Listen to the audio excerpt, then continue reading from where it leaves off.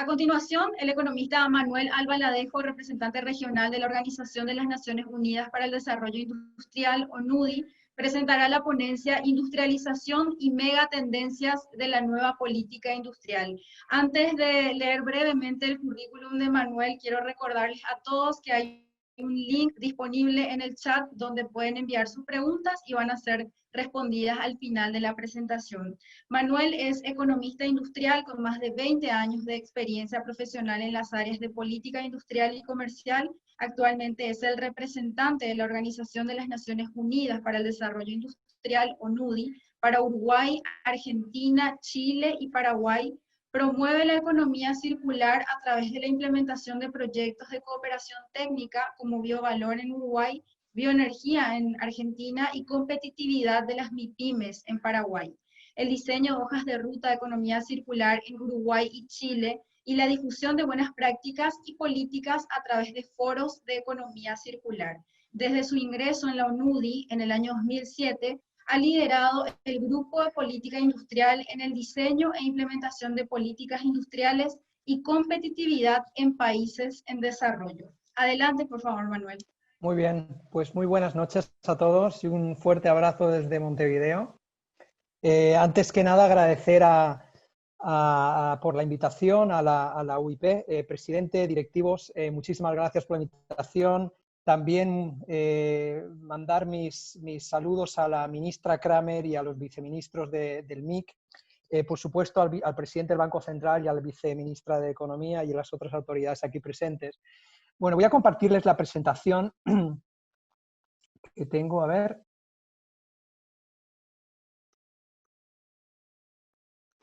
Perfecto. Muy bien.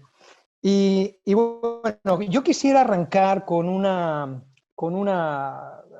reflexión que surgió la semana pasada en el foro regional de coyuntura industrial que tuvimos las diferentes gremiales del Cono Sur. Estaba la UIP, estaba la CIU, estaba la UIA de Argentina y también estaba la CNI, donde se hablaba del impacto del COVID en la industria latinoamericana en general. Se habló de la situación del sector y me dio la sensación, de alguna manera, que gran parte de los gremiales siguen luchando por proponer el sector industrial y la industrialización como tal, como uno de los ejes de crecimiento, ¿no? Y esto no ha cambiado desde hace 20 años, ¿no? Y por eso el fin de semana me dediqué a escribir un artículo que ha salido en El Economista a día de hoy, como pueden ver, donde hablo un poco del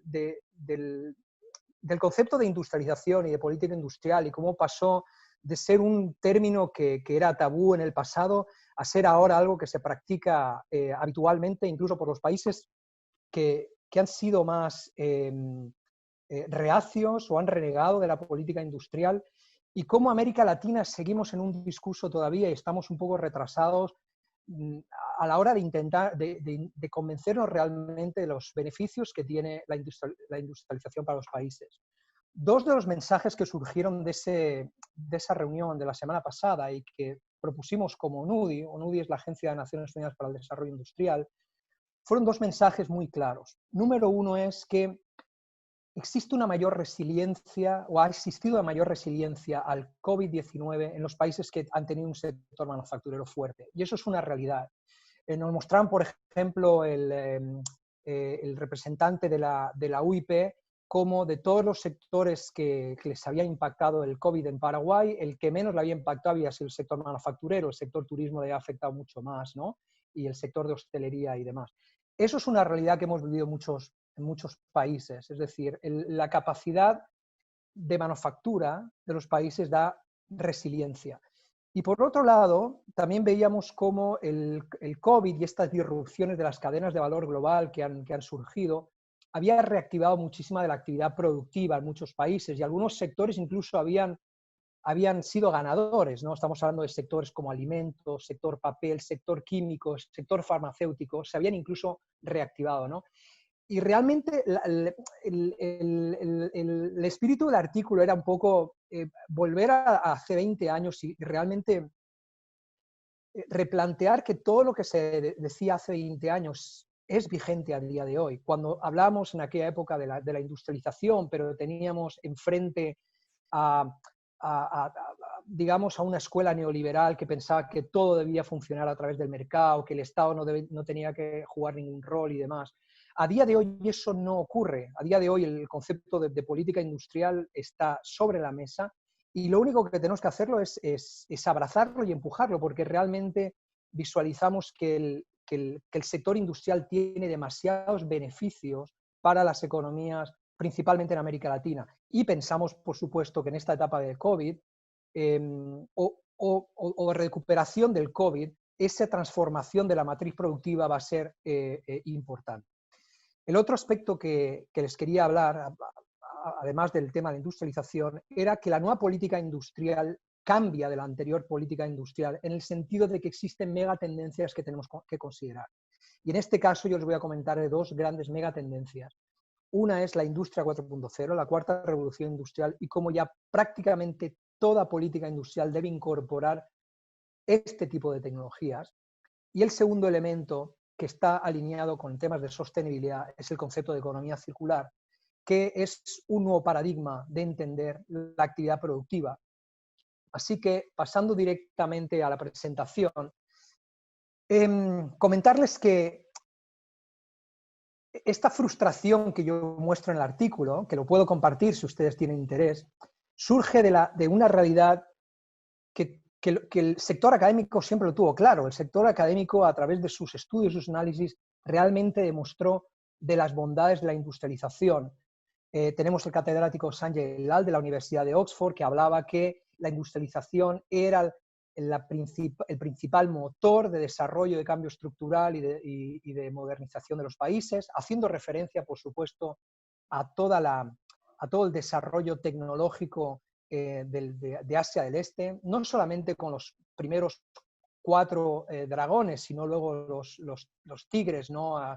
Que siguieron, Malasia, Tailandia, Indonesia, etc. Ha-Joon Chang de la Universidad de Cambridge, en su libro Malos Samaritanos, también hablaba que el único elemento que distingue los países ricos de los países pobres es la capacidad en el sector manufacturero, principalmente porque el sector manufacturero genera gran productividad y un crecimiento en esa productividad que es superior a otros sectores de la economía. Incluso el Foro Económico Mundial hablaba de la importancia del sector manufacturero para la prosperidad de las naciones. Por lo tanto, siempre hubo un discurso pro industria porque la evidencia estaba ahí. Simplemente lo que teníamos era digamos, un muro en la carretera, ¿verdad?, que hablaba de que como la política industrial había generado muchas distorsiones y había mucha sobreregulación y un papel del Estado muy disruptivo y demás, se mató el objetivo, ¿verdad? Se mató el objetivo y por los medios, porque las políticas y los instrumentos que se planteaban no fueron los correctos. Pero la industrialización como tal siempre fue uno de los motores de crecimiento de los países. ¿Y qué pasa a día de hoy? A día de hoy lo que vemos es conceptos como reindustrialización en Europa, industrialización en Estados Unidos, China, Alemania, apostando por nuevas formas de industrializarse. Tenemos Made in China 2025, que habla de manufactura inteligente. Tenemos Industria 4.0 en Alemania. Y tenemos la coalición de manufactura inteligente en Estados Unidos. Estas son las grandes tendencias a día de hoy de la importancia de la industrialización, con un elemento añadido, que es principalmente el elemento tecnológico. Entonces, bueno, a día de hoy la industrialización ya no es tabú. La industrialización ya es algo donde se habla en los círculos académicos y en los círculos políticos, y ahora es cuestión de ver, bueno, cómo la vamos a ejecutar.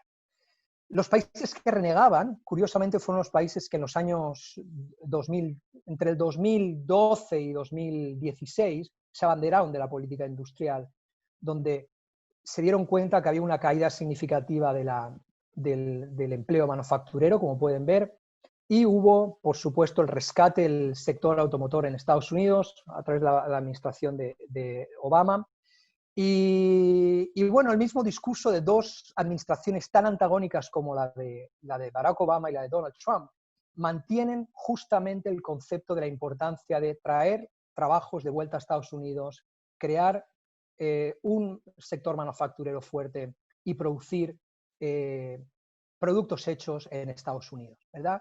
Es curioso que dos administraciones tan antagónicas pongan el tema de industrialización en la agenda, habiendo sido los países, no solamente Estados Unidos, otros países también, que han renegado desde siempre de la política industrial y el rol del Estado.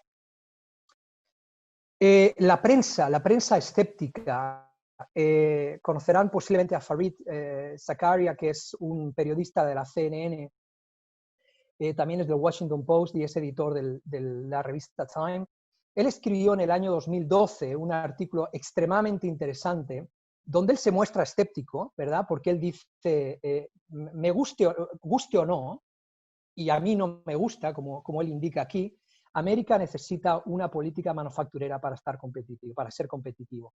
Y justo al final del artículo hace una argumentación bien interesante, y él dice que a él no le gusta la política industrial liderada por gobiernos, pero cuando ve la realidad de países como Japón, como China, como Alemania, pues obviamente tiene que sucumbir a la realidad y a la evidencia, ¿no? Y finalmente hace un comentario muy simpático, porque él dice que la política industrial posiblemente no funcione en la teoría, pero claramente funciona en la práctica. Por lo tanto, esto es lo que hemos vivido en los últimos 10 años, ¿verdad? De países que no querían la industrialización, pero tuvieron que como se dice castizamente, ¿no? Echar la rodilla al suelo y darse cuenta realmente que la industrialización era uno de los grandes factores de crecimiento económico de los países. Pero más allá de los discursos políticos y lo que puedan decir unos y otros, la evidencia siempre ha sido que ha habido una relación directa entre el crecimiento económico y el crecimiento en el valor agregado manufacturero. Es decir, la industrialización ha sido un motor del crecimiento económico en los países. Y esta es una realidad que, si lo echamos para atrás en el tiempo, sigue siendo vigente. Por lo tanto, más allá de discursos políticos, yo quería rescatar aquí el hecho de que desde siempre, ¿verdad? Desde siempre la industrialización ha sido uno de los motores de crecimiento económico. Empezando por la primera revolución industrial hasta la cuarta en la que estamos ahora, siempre han sido puntos de inflexión en el devenir económico de las naciones. El otro tema que creo que es interesante es la parte de inclusividad, es decir, la parte de cuál es el elemento social asociado con la industrialización. Y esta idea o este concepto de que ha habido una caída significativa en los niveles de pobreza en el mundo, principalmente están aterrizados a dos grandes regiones, Asia del Este y Asia del Sur. ¿Por qué? Porque el sector manufacturero ha hecho que la mano de obra haya transitado desde el sector agrícola hacia el sector industrial.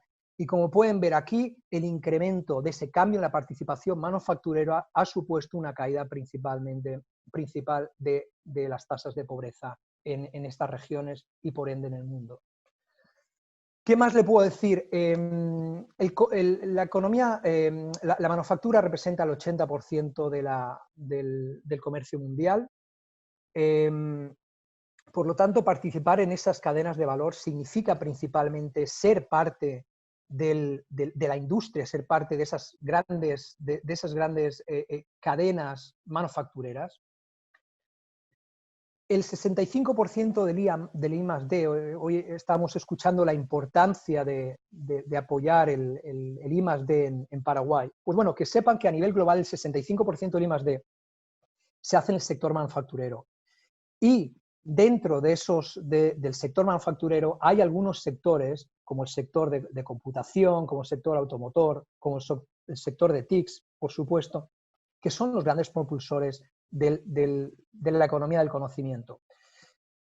Lo que se nos viene encima ahora en Industria 4.0 es una tendencia donde va a haber grandes inversiones de I+D en sector de TIC, en sector de nanotecnología. Todo el tema de Big Data y Big Data Analytics se viene con mucha fuerza y gran parte de la inversión en I+D va a pasar por ahí.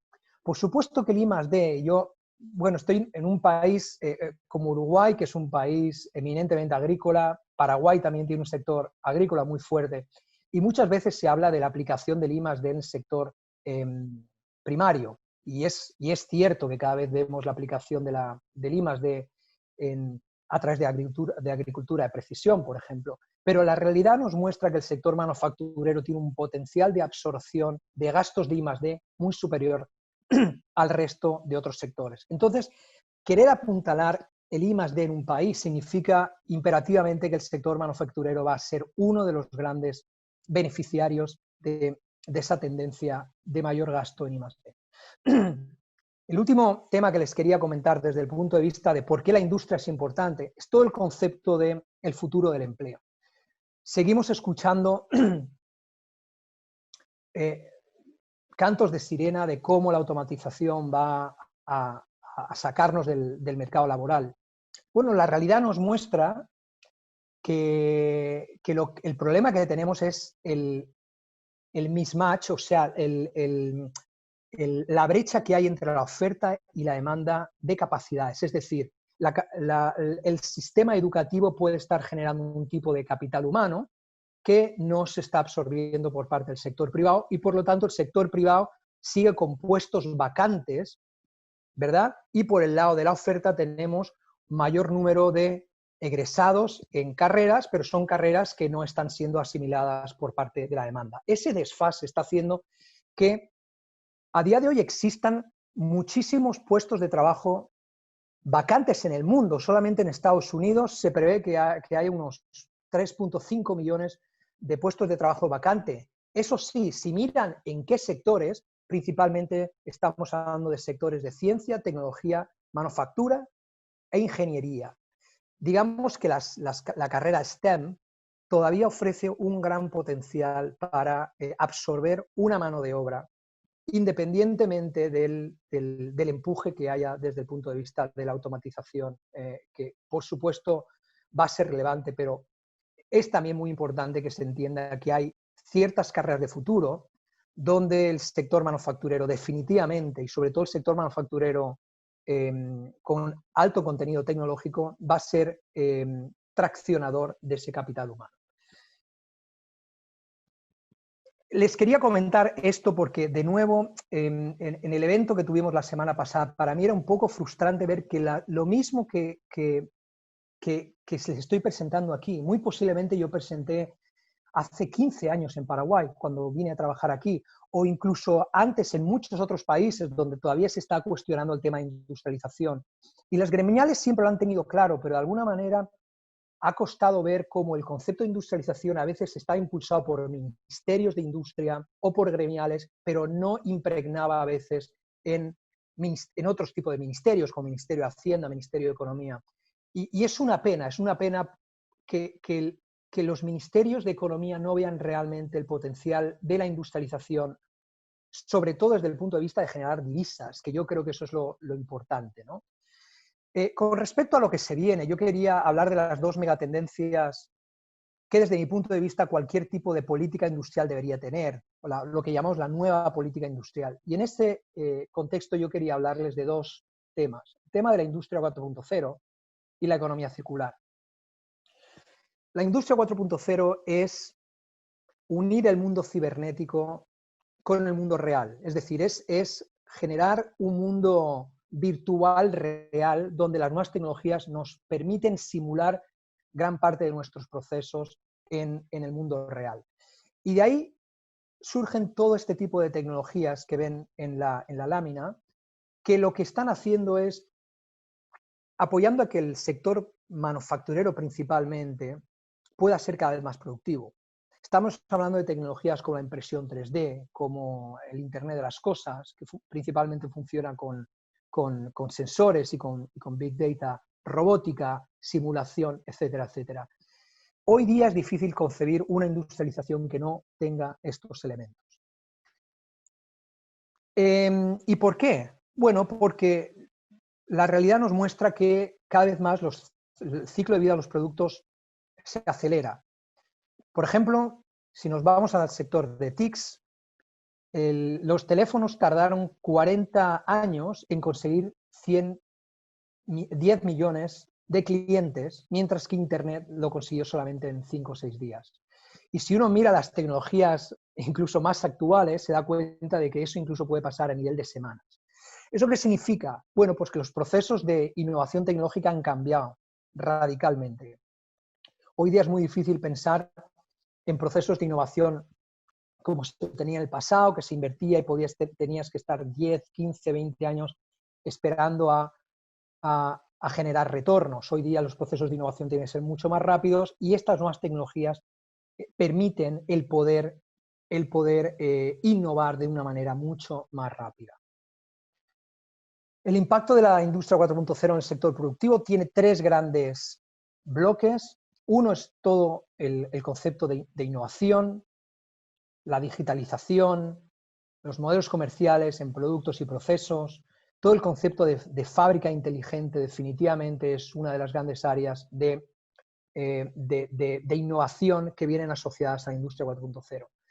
El otro tema es de optimización de recursos, muy importante para el sector empresarial, es decir, cómo a través de industria 4.0, por ejemplo, la utilización de sensores para hacer mantenimiento preventivo, se puede prever las reparaciones y las roturas en equipamiento, cómo se puede consumir la energía de una manera más eficiente, cómo se puede recuperar parte de la energía, ¿verdad?, para otros procesos. Y por último tenemos la personalización de los procesos productivos en base a una demanda muy concreta que permita que las empresas prácticamente puedan operar en un concepto de just in time, que permite vincular, la tecnología permite vincular al cliente a la empresa de una manera mucho más rápida, de tal manera que, por ejemplo, un consumidor pueda seleccionar en línea el tipo de computadora que quiere, con el procesador que quiere, con el color que quiere y personalizar, y la empresa puede personalizar ese tipo de producto. Eso solamente se consigue a través de los algoritmos que vienen asociados a la industria 4.0 y el estudio que se hace de cada uno de los clientes, de los consumidores. El otro tema que quería comentarles es el tema de economía circular, y creo que esto es relevante en un país como Paraguay porque si bien el tema de economía circular cada vez está pegando fuerte en muchos países, es relativamente incipiente en Paraguay y pensamos que es una de las grandes áreas de trabajo en los siguientes años. Lo que están viendo en esta lámina es parte de lo que se llama la economía del donut, de una economista, se llama Kate Raworth, que principalmente habla de 2 cosas. Habla de no transgredir los límites biofísicos y luego cumplir ciertos estándares sociales. Es decir, todos los países que ustedes ven en el cuadrante C son países que han conseguido ciertos progresos sociales, pero lo han hecho a costa de transgredir las fronteras biofísicas, ¿verdad? Lógicamente aquí la secuencia ha sido una secuencia de pasar de A a B y de B a C. Todos los países han hecho eso, han transgredido físicamente la biosfera, y lo que ha pasado después es que han podido conseguir ese progreso social que todos aspiramos. El cuadrante D es supuestamente donde deberíamos estar, es decir, donde nosotros conseguimos cubrir nuestras necesidades sociales sin realmente transgredir los límites que nos impone el mundo biofísico. Y como se dan cuenta, ahí prácticamente no hay ni un país. Hay alguno por aquí, alguna burbujita azul que ven que es Vietnam, que se está moviendo en esta dirección. ¿Y qué quiere decir todo esto? Pues como dice la propia Kate Raworth, ella habla de que todos los países son países en desarrollo. Todos esos modelos que íbamos a copiar, ¿no?, que pensábamos que son los países que deberíamos imitar, esos modelos son prácticamente inviables a día de hoy, porque supondrían pasar de manera monotónica de A a B y de B a C, cuando realmente lo que se aspira es pasar de A a D. directamente. Y es un concepto muy interesante porque en todo el debate que tenemos de cambio climático y demás, es importante tomar este tipo de cuestiones en consideración. Bueno, ¿y qué supone pasar de A a D sin tener que pasar por los otros cuadrantes? Pues principalmente supone desacoplar la actividad económica del consumo de recursos, que por ende tiene un impacto a nivel ambiental. Aquí la idea principalmente es intentar hacer más con lo mismo o hacer más con menos. Y es este concepto de desacople de recursos que definitivamente tiene que pasar, porque si no, no tenemos mundos suficientes para existir. Entonces, este concepto de desacople, de cómo un país como Paraguay puede sumirse en una política industrial, pero teniendo en consideración los límites biofísicos que se tienen dentro del país y también, por supuesto, todos los compromisos ambientales que ha firmado el país, es muy importante que sobre todo los industriales tengan en cuenta que el desacople de la actividad económica con el consumo de recursos es una prioridad. Y de ahí viene la segunda gran megatendencia, que es la economía circular, que es una manera diferente de ver la transformación productiva. En esta lámina yo diferencio la economía del reciclaje y la economía circular, porque la economía del reciclaje requiere del residuo para funcionar, ¿verdad? Como pueden ver, el círculo virtuoso hace que del residuo se pase a la fabricación de nuevo a través del reciclaje. Pero realmente la economía circular aspira al residuo cero, a la no generación de residuo.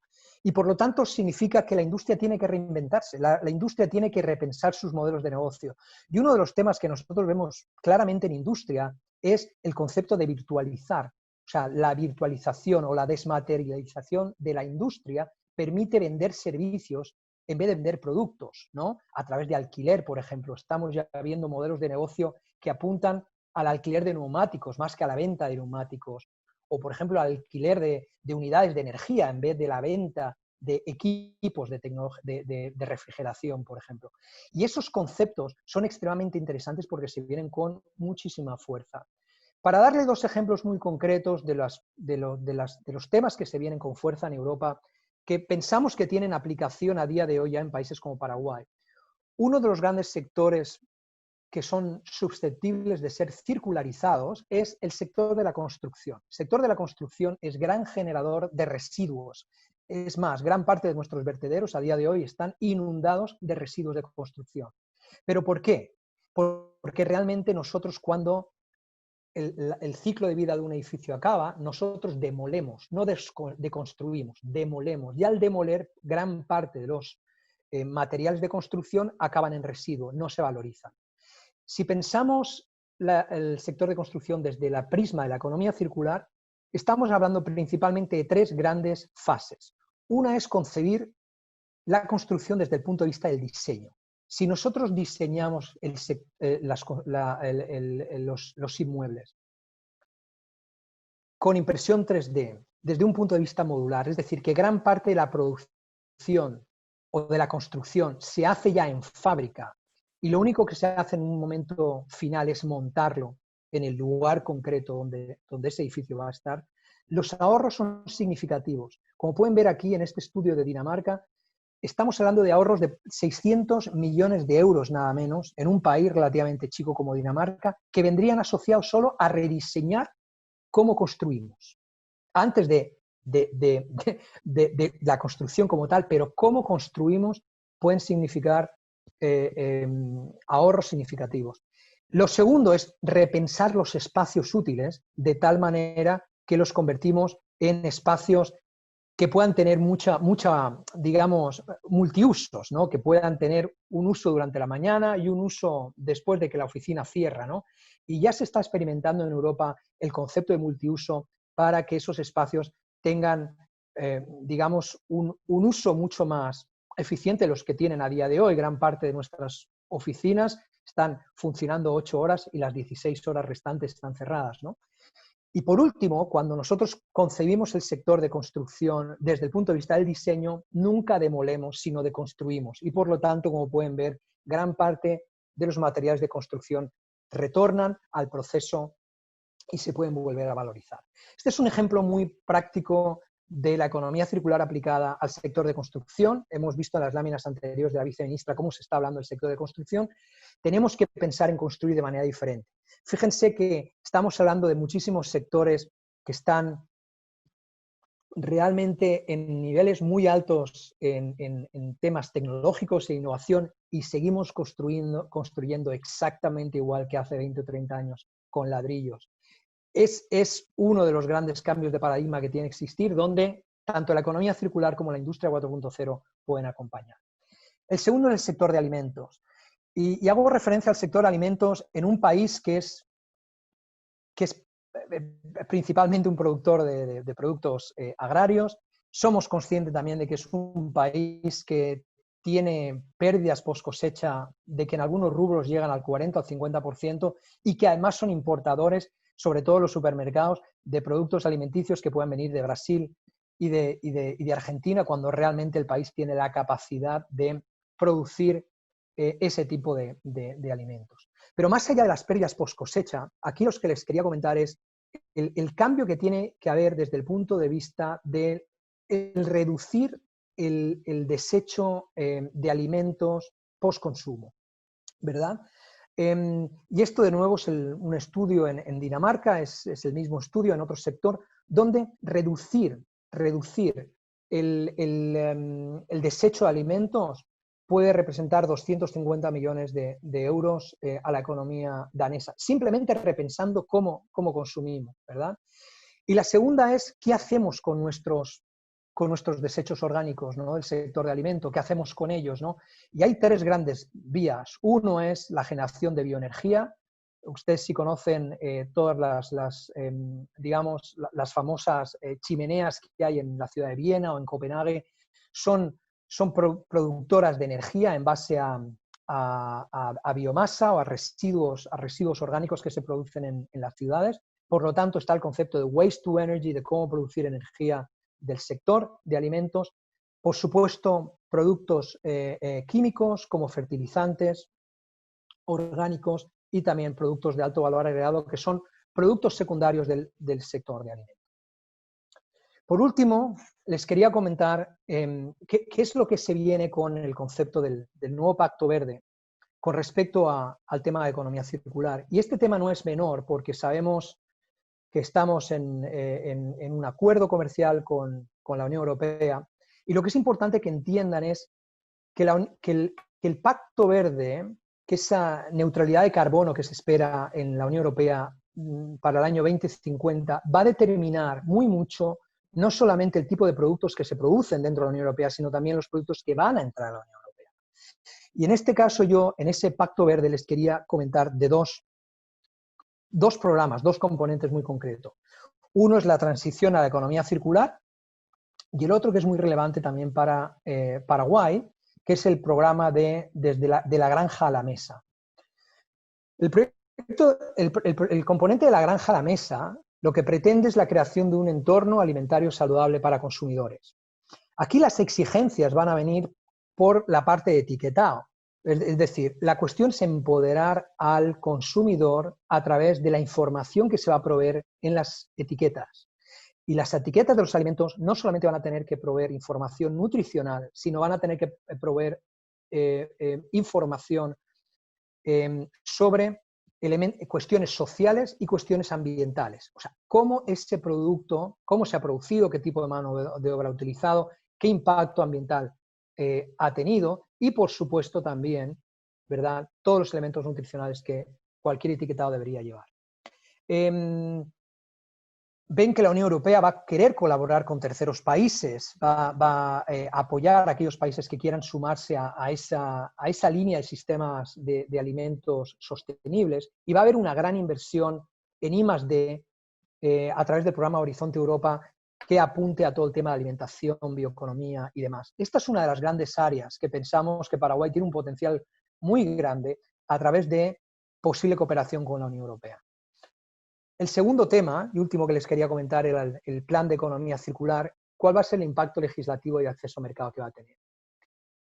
El plan de economía circular lo que supone principalmente es que la producción e importación de productos sostenible se convierta en la norma. Y ese tipo de requerimientos que se va a exigir al productor europeo va a ser igual al que se le exija desde fuera.